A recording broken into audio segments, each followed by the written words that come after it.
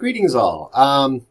Just wanted to say I wanted to provide a little summary from week one and then just a couple things to look out for week two.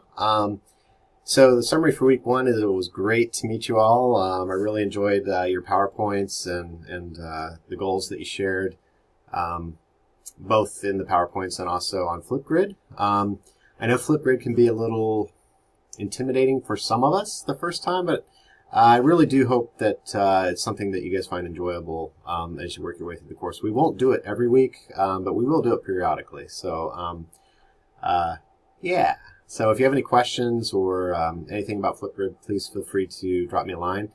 And then this week, so, well, last week, a few of you posted a little late in the discussion boards. So, it's the first week. We're kind of settling into expectations and timelines and trying to manage other courses, etc. So I did not take off any points for missing those deadlines this past week, but I will moving forward. So, please do be timely in posting those responses. I think it helps for a more vibrant discussion on those boards if we're all kind of posting early and often in the discussion.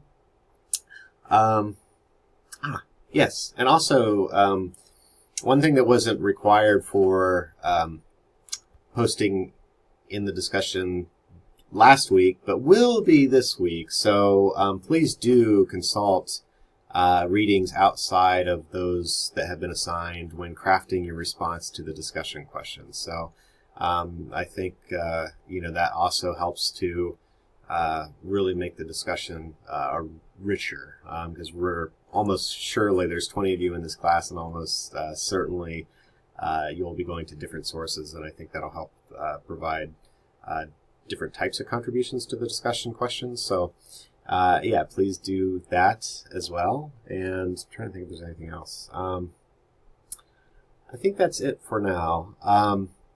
So there's really nothing that I'm doing at this point regarding content. I'll probably, I will read your discussion post this week, and if it looks like there's some significant misunderstandings or some questions that you guys are raising, then I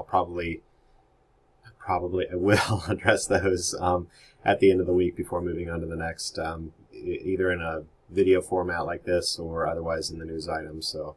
And if it's really, really, really critical, then perhaps an email, but otherwise I'll probably just use the news form. So as always, please feel free to drop me a line if you have any questions, and I will see you in the discussion this week.